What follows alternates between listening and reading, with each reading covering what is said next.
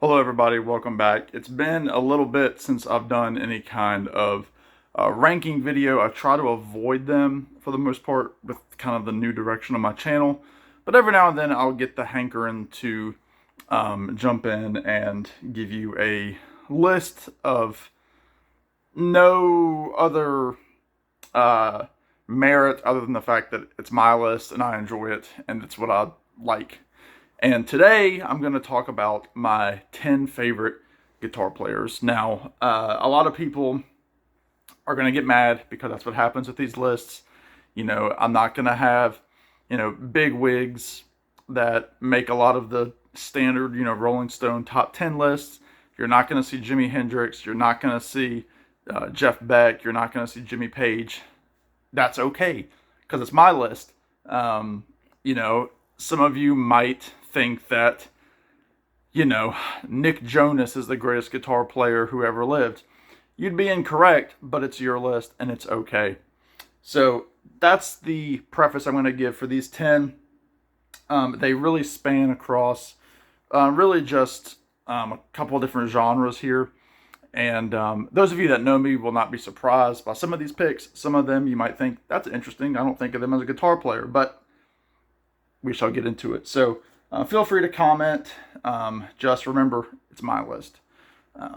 So anyway, number 10, we're going to go with Willie Nelson. I absolutely love Willie. I have a ton of Willie Nelson albums, nowhere near all of his records. But this record in particular is the one that I wanted to show. First of all, look at Abraham Willie there, wearing his, Cosby Show colors on that windbreaker. This is Willie really showing what kind of a jazz guitar player he is. As you know, Willie has that really special Martin guitar trigger, classical nylon string that's got the big hole in it. And it's, according to Willie, that has kind of given it its own sound. Willie always joked that if anything ever happened to Trigger, that's when he would stop touring. And so I know that there was a big house fire at one point, and Willie was able to save Trigger. So thankfully, we still have Willie. Stardust, this is Willie's album of standards, like American songbook kind of stuff. Don't get around much anymore. Stardust, Moonlight in Vermont. Just really, really great stuff. It's a favorite of mine. And I love to hear Willie play his classical guitar. So Willie Nelson, number 10. Number 9, I'm going to go with Robbie Robertson. I was trying to find my Robbie Robertson solo album. It is misplaced somewhere in this stack of records that there was a few mix-ups when I moved here. But anyway, this is the debut from the band Music from Big Pink, painted by Bob Dylan. I just love how Robbie plays. I love the bends that he puts on a guitar. And I'm not talking about Tom York. But this is just, he's such a unique player. I mean, he can make that high E string just cry. And from what I understand, at least in the early parts of his career, he used to, in order to get that bend, he would take a banjo string and put it on the high E string and then move all the other strings down. The low, what was normally the low E string was actually an A string, and then it went down, and then he had the banjo, which is a thinner string, as the high E. But I love how Robbie plays. I love how he plays on the song It Makes No Difference. Just watch Robbie on The Last Waltz in the concert, and that guy bled guitar, probably literally bled. But Robbie Robertson, I love his sound. He's number 9 on my list. Number 8, this is going to be one of the first, I'd say, head scratchers, but some of these are, they might not be technically great guitar players, but they influence me in how I finger pick and how I play guitar. And they had to make my list. And this guy is the first of those examples. This is Seth Avett of the Avett Brothers. This is his one of his solo records. I think it's just called, I think it's just self-titled. Timothy Seth Avett as Darling, was kind of his alter ego as a solo artist. Actually, it's called Four, excuse me. But I just love how he plays an acoustic guitar. you know, he falls in line with, a lot of those songwriters that, it's not a very diverse kind of playing that he does, but the way that he plays and finds melody on the neck of an acoustic guitar, I absolutely love. And he's a big influence on how I play, no question.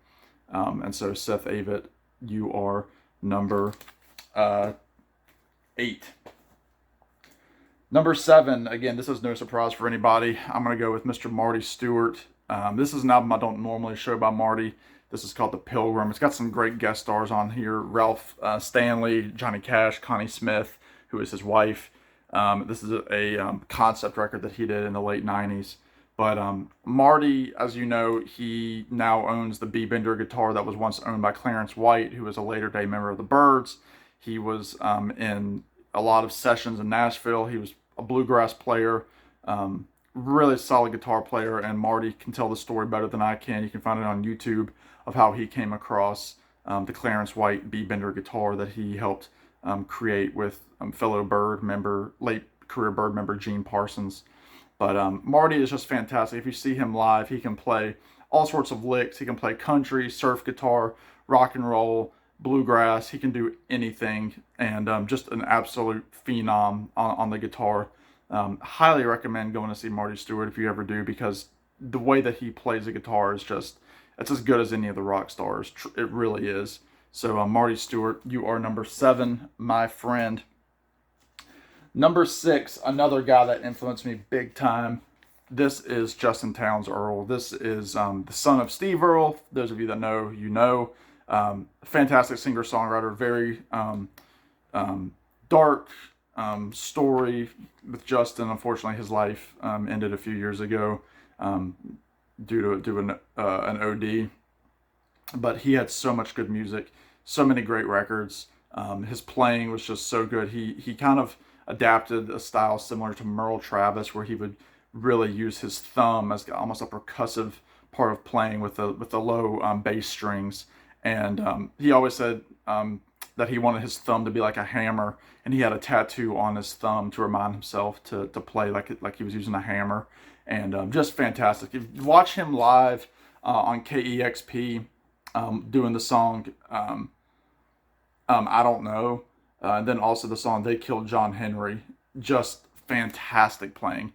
That guy could command a room with just a little Recording King parlor guitar.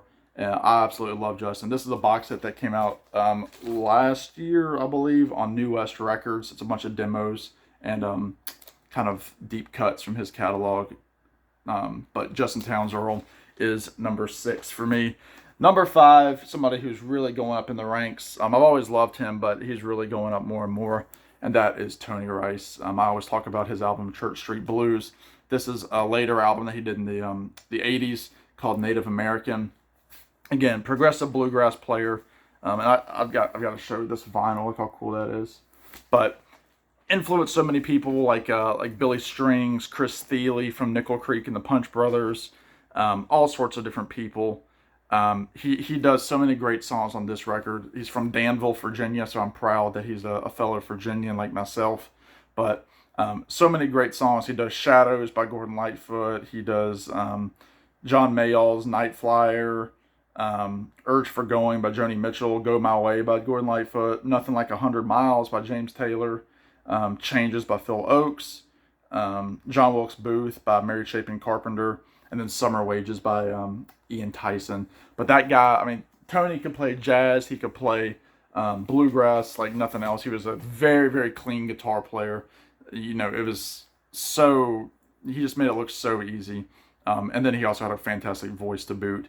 So Tony Rice, right now number 5, but could easily make it into the top 4, 3, 2, possibly 1 spot in the year or two to come. Number 4, I mentioned this man earlier, John Prine. Again, another one of those guys who, technically not a great guitar player, but one that inspired me so much. And I could just hear him fingerpick guitar all day long, just playing the 3 or 4 chords that he played so many times in different songs. Again, a kind of a student of that singer-songwriter, country kind of guitar playing like Merle Travis. he just had such a unique style, and the songs that he wrote underneath or over top of those chords um, just made it even the more ever the more powerful. And I absolutely love John Prine's playing. I would say probably the number one inspiration to my guitar playing is Mr. John Prine. A few years ago, I would have said Seth Avett, but then John Prine took the reins, and it's never been. I've never looked back since learning how to play songs like John Prine. Oh, I absolutely love this man, and his guitar playing is just it touches me, very deeply. Again, even though it's not technically great guitar playing, it's fairly simple guitar playing, but I love it. I love the style. So John Prine is number 4. Number 3, these are some of the big dogs here. I'm gonna go with, again, no surprise, Mr. Roger McGuinn. He's right there in the center, looking very cool with his suede looking jacket and sunglasses and white pants, getting nice and dirty. But Roger McGuinn with that jingle jangle Rickenbacker guitar. Again, was he a great guitar player? I mean, technically, maybe not, but a style all to his own. He started this, jangle rock kind of genre in the mid to late '60s that would then turn into, new wave kind of stuff like The Cure.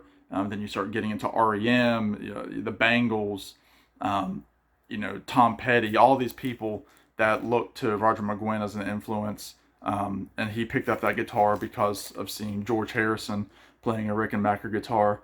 And I absolutely love Roger McGuinn. His style is just so good. I love that jingle jangle stuff. Number 2 might be a little bit of a surprise to people, but that's going to be Mr. Pete Townsend. I love Pete. I think his acoustic playing is fantastic. I think his electric playing is obviously top tier. More of a rhythm player than a lead player, but he had to do both when he was playing with the Who. He would go back and forth with John Entwistle on the bass to do lead parts, but obviously had the very famous windmill guitar playing technique. But watching him play his Gibson acoustic was just awesome. And there's a clip of him on, I think, Jules Holland from the early 2000s doing Magic Bus, and it's fantastic. Just fantastic to watch this guy. I wish I could have seen the Who. I've never seen the Who or Pete. Maybe one day I'll be able to see Pete somehow. But I just love Pete Townsend. His guitar playing is so good and so powerful. Just one of the killer rock and roll guitar players. And number 1, again, those that know me know it's no surprise, Mike Campbell. This is the second album that he's put out with his band, The Dirty Knobs. This is called External Combustion. But obviously, I've loved Mike mostly because of Tom Petty. I just, again, a very unique sound to his playing. You listen to, Breakdown, American Girl, The Waiting, Woman in Love, all that stuff. Plus, Mike is also a great acoustic guitar player. He's a great mandolin player. But listening to Mike play his Rickenbacker guitars, again, just absolutely fantastic. Very, very understated guitar player. One of those guys that never went overboard. But if you listen to him doing Running Down a Dream, I believe that solo was the first take. If you listen to that fade out, and I think he kept going with that solo, and they finally had to say, Mike, we're done. But he just wails on the guitar.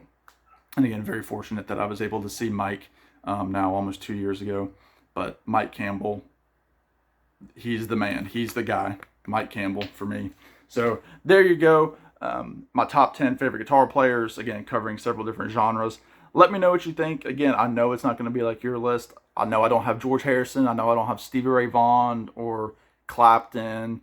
I know, they're great guitar players, but they're not on my list. They're not ones that influence me the same as a lot of these other players have. But great nonetheless. But thank you all for watching. Please subscribe if you haven't. I would love to get to 2,000 subscribers by the end of the year. It's a long shot, but who knows? It's a crazy world we live in right now. But, we have the guitar players playing away. Y'all be good. Take care. We'll see you on the next one. Bye now.